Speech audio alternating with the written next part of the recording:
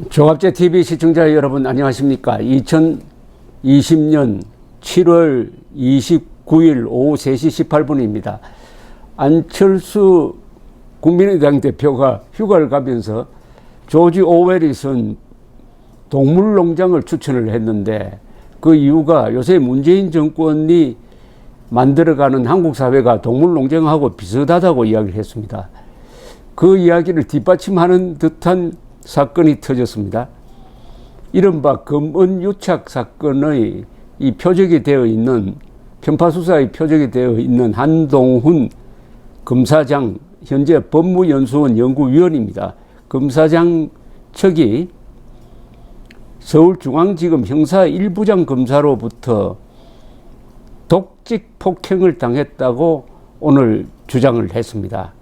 한 검사장은 이날 오후 낸 입장문에서 중앙지검 형사 1부장 정진웅 검사로부터 법무연수원 압수수색 절차 과정에서 일방적인 신체적 폭행을 당했다, 공권력을 이용한 독직 폭행이라며 이렇게 주장을 했는데, 또 이 정진웅 부장검사 측은 자기가 폭행을 당했다, 그래서 병원에 입원해 있다 하는 이런 반박을 내어놓았습니다.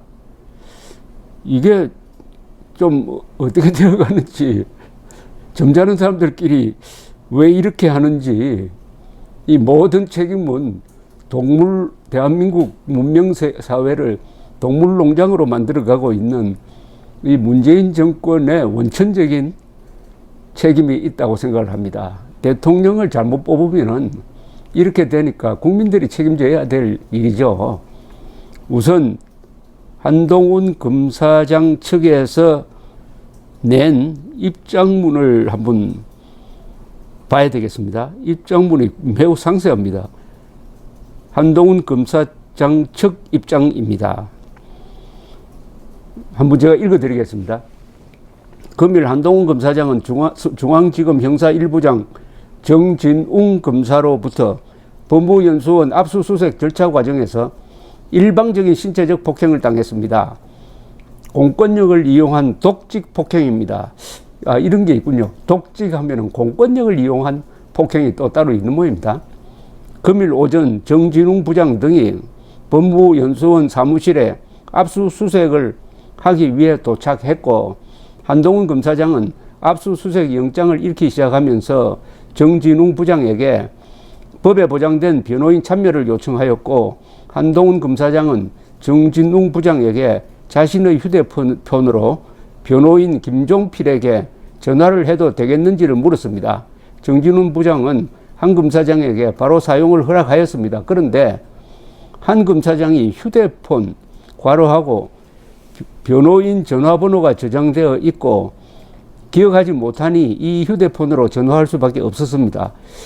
휴대폰으로 변호인에게 전화를 하기 위해 자신의 휴대폰 비번을 풀려 하자 갑자기 소파 건너편에 있던 정진웅 부장이 탁자 너머로 몸을 날리며 한동훈 검사장의 팔과 어깨를 움켜쥐고 한 검사장 몸 위로 올라타 한 검사장을 밀어 소파 아래로 넘어지게 하였습니다. 그 과정에서 정진웅 부장은 한동훈 검사장 위에 올라타 팔과 어깨를 움켜쥐고 얼굴을 눌렀습니다. 이 상황에 대해 장태영 검사, 참여 직원, 법무연수원 직원 등 목격자 다수가 있고, 이후 항의 과정에서 이 상황을 인정하는 정진웅 부장의 태도, 정진웅 부장은 저를 잡아 넘어뜨리고 한 사실관계는 인정하나 폭행이 아니라 제지였다는 이상한 주장을 하고 있습니다. 가 녹화되어 있습니다. 한동훈 검사장은 압수수색 영장 집행에 협조하려는 입장이었으나 수사검사로부터 이런 독직 폭행을 당한 것에 대해 매우 분노하고 심각하게 생각합니다.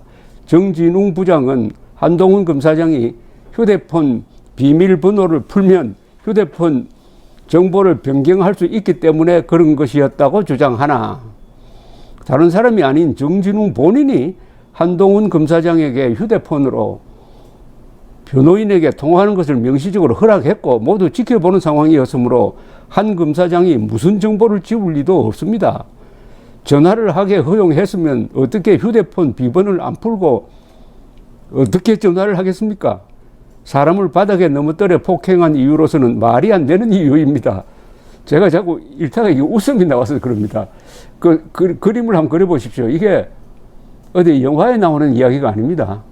실제로 지금 한국 검찰 안에서 이루어지는 이야기입니다. 이어서 계속 읽어드릴게요.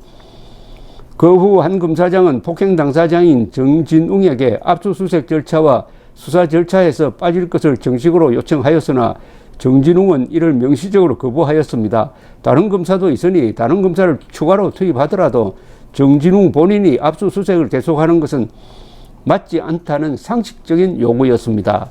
저를 수사 과정에서 폭행한 사람을 저에 대한 수사 과정에서 배제해달라는 것은 너무나 상식적인 요구임에도 정진웅 부장은 이를 그대로 묵살을 하였습니다.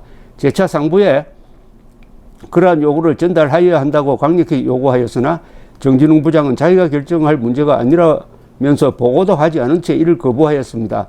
그러다가 오후 1시 30분경 변호인이 도착해 항의하고 나서야 입장을 바꿔 본인이 빠지겠다면서 돌아갔습니다. 한동훈 검사장은 정진웅 검사에게 공권력을 이용해 일방적으로 부당하게 독직 폭행당했고 법적 조치를 할 계획입니다. 서울중앙지검도 입장문을 냈네요. 이렇습니다. 다음은 서울중앙지검 입장문 전문입니다. 문의가 있어 정확한 보도를 위해 알려드립니다. 서울중앙지검 형사 제1부는 오늘 법무연수원 용인분원 사무실에서 한동훈 검사장의 휴대폰 유심에 대한 압수수색 영장을 집행하였습니다. 수사팀은 오늘 오전 한동훈 검사장을 소환 조사하고 압수된 휴대폰 유심을 임의 제출 방식으로 확보할 예정이었으나 한동훈 검사장이 소환에 불응함에 따라 오늘 오전 10시 30분경 현장 집행에 착수하였고 그 과정에서 피압수자의 물리적 방해 행위 등으로 인하여 담당 부장검사가 넘어져 현재 병원 진료 중입니다. 아주 간단합니다. 이 한동훈 폭행당했다는 한동훈 검사장의 진술은 아주 그림을 보듯이 활동사진을 보듯이 긴박한데 이 해명은 피압수자 한동훈의 물리적 방해 행위 등으로 인하여 담당 부장검사가 넘어져 현재 병원 진료 중입니다. 이 한동훈 씨 이야기로는 정진웅 부장검사가 책상 너머에 있다가 몸을 날려서 자신을 넘어뜨리고 올라탔다는 이야기인데, 그러니까 1차 가해 행위가 1차 공격 행위겠죠. 가해라기보다는 공격 행위가 누구에 의해서 먼저 이루어졌느냐가 제일 중요하거든요. 이 폭행을 따질 때 누가 먼저 폭력을 행사했느냐, 또 누가 폭력을 유발했느냐, 이걸 따져야 되는데, 일단 한동훈 검사 쪽 이야기로는 먼저 정진웅 부장검사가 몸을 날렸다는 것이고, 거기에 대한 해명은 피압수자의 물리적 방해 행위다. 그럼 물리적 방해라는 것은 이런 뜻이죠. 물리적 방해는 어떤 공격 행위를 할 때 그것을 저지하는 걸 말합니다. 이걸 저지로 볼 거냐 방해로 볼 거냐는 사람 판단에 따라 다릅니다. 한동훈 씨가 보기에는 이건 저지입니다. 불법한 행동을 자기가 저지한 거고, 이쪽은 공권력 집행을 방해했다, 이렇게 보는 거죠.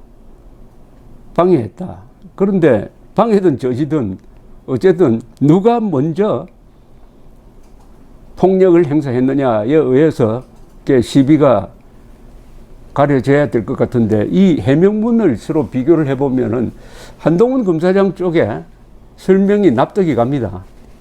설명이 맞을 것 같다고요. 왜냐하면 이 중앙지검의 해명이 부실합니다. 부실하고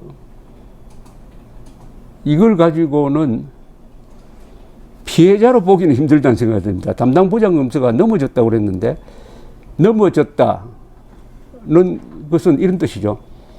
스스로 이렇게 실종을 해서 넘어지든지, 넘어졌다 하면 넘어진 사람이 책임입니다. 넘어뜨렸다고 해야죠. 넘어뜨렸다. 그러면은 한동훈 씨가 가해자가 되는데, 여기는 물리적 방해 행위 등으로 인하여 넘어졌다. 밀쳤다 이렇게 하지 않고 넘어졌다라고 하니까 좀 자신이 없게 보이는데 어쨌든 지금 요 지경입니다. 이거 이 책임은 문재인 정권이 법치를 무너뜨리고 계급 독재를 하려니까 이런 무리가 생기는 겁니다. 어떻게 보면 이게 문반으로 나눈다면은 이 문반, 문재인 문자, 문반 계급 독재입니다. 문반 계급 독재 또는 신양반 계급 독재입니다. 우리 편은 특권층이니까 우리 편에는 법을 집행하지 말라든지 법을 집행하더라도 유리하게 해야 되고 우리와 반대편에 있는 자들에게는 적폐로 규정을 해가지고 법을 가혹하게 집행하라 하는 지침을 지금 사법부에 내리고 검찰에 내리고 하는 그런 상황이 아닌가 생각이 들 정도입니다. 검사, 판사가 완전히 권력기관의 하수인 노릇을 하는 과정에서 이런 일이 벌어진 것이 아니냐 하는 분노가 아마 머지않아 이 국민들 사이에서 크게 번지지 않을까 하는 생각이 듭니다. 안철수 씨가 책을 참 잘 선택을 했네요. 동물농장 한번 읽어보십시오. 나중에 제가 별도로 소개를 드리겠는데요. 동물농장은 나폴레옹이라는 그 사나운 돼지가 농장에서 주인을 쫓아내는 동물들의 혁명을 일으킵니다. 그래가지고 주인 쫓아내버리고 나폴레옹 돼지가 이제 독재자가 됐는데 이게 쫓아낸 주인이 있을 때보다 동물들을 더 학대하는 거예요. 그러면서 뭐라고 주장하느냐. 모든 동물은 이퀄하다, 평등하다. 요게 모토입니다. 그런데 나중에 요 말이 살짝 바뀝니다. 모든 동물은 평등하다. 그러나 몇몇 동물은 더 평등하다. 아주 유명한 문장입니다. 몇몇 동물은 더 평등하다. 문재인 정권은 평등한 사회 만든다고 해놓고 그 중에도 우리는 더 평등해야 된다. 우리는 more equal 해야 된다라고 주장하니까 법을 이렇게 지금 망가뜨리고 있습니다. 지금 대한민국에는 거대한 코미디가 벌어지고 있습니다.